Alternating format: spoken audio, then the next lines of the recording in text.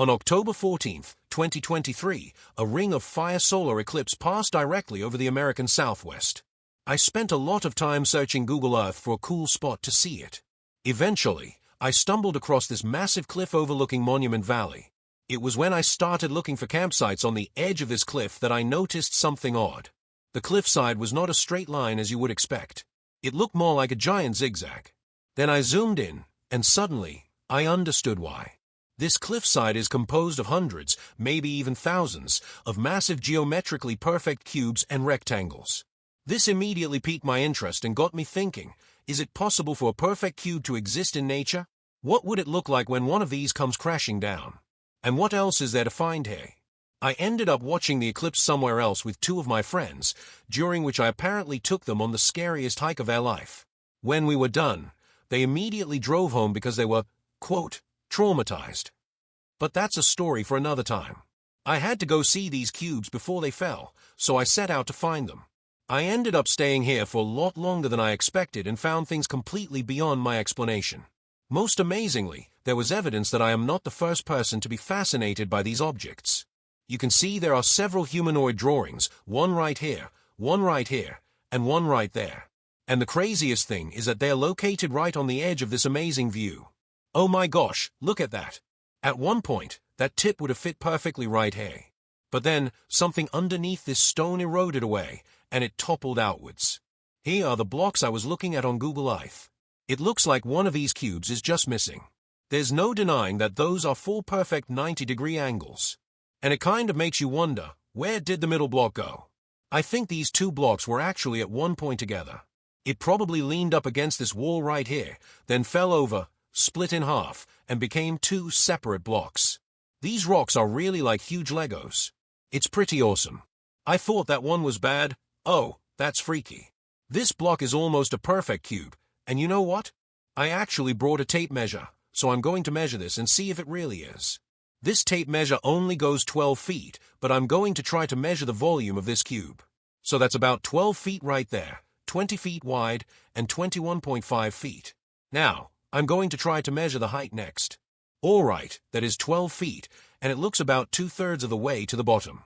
Quick math here, I'm going to generously assume that underneath the ground, there's a good chance this cube extends for another 2 feet. I think I left a foot off of this ruler when measuring its width. In this case, the dimensions of this cube are 20 feet by 21.5 feet by 21 feet. Therefore, the volume is 9,030 cubic feet. The internet tells me sandstone is about 12.5 pounds per cubic foot, which seems kind of light, but we're going to go with it. Therefore, this almost cube weighs about 112,875 pounds, which is about the weight of a military tank.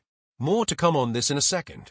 So what we are standing on is a three-dimensional cube that was created completely naturally. And this entire cliff is just composed of thousands of these. I will admit that I used to play a lot of Minecraft when I was younger, and this definitely reminds me of the blocks. It would be a stone block. I don't have a pickaxe with me, so I can't mine it. We're going to measure this bad boy, 12 feet of that snowball. Hey, perfectly 3 segments of my 12-foot tape measure. So it's 31 feet long, 36 feet wide, and where that fork ends at the bottom, I'm estimating it's about halfway down. Alright, so it looked like the tape measure got to about there. If we had extended the tape measure again, it probably would have reached somewhere close to the bottom overhang, probably another 6 feet down. I would say this is pretty close to being about 32 feet down. Future me is stepping in here 2 seconds before past me embarrasses himself. Maybe we could actually calculate. I'm really not good at math. What I was trying to say is that we could calculate the potential energy of this object and how much energy it could expend upon falling off of this cliff. The dimensions of this object are 36 feet by 31 feet by 32 feet. The volume equals 35,719 cubic feet. Sandstone weighs about 125 pounds per cubic foot, meaning this much larger cube weighs about 4,460,400 pounds, which is about the weight of a jumbo jet or the Statue of Liberty. This cliff has a huge amount of potential energy when all of these rocks come crashing down. Wow, what are you doing there, rock? So, where we came from today is all the way at the end of that point right there. That's where we saw the petroglyphs. Wow.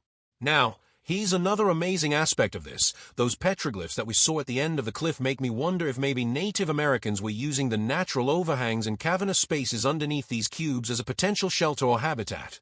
Alright, we must be approaching the end of this cliff here pretty soon, so hopefully, I find a way up. What in the world did I just find? What is this? I have never seen rocks like this. This looks like a coral reef. Oh my gosh, what is this? Look at it.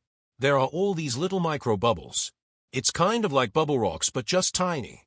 What kind of rock is this? What in the world? Where did this come from? Look at it, it's all over here. That rock looks like it's crawling or made of little organisms. I can't even get to where I want to go because I just keep finding things. That goes quite far. That mile-long shadow you see out there is a shadow of the cliff that we're standing on. What a beautiful place. Alright, that's where I'm going to sign off today. We have found ourselves at one of the largest overviews I have ever seen. What a beautiful place. I am so grateful to be here. Anyways, I hope you enjoyed watching this video.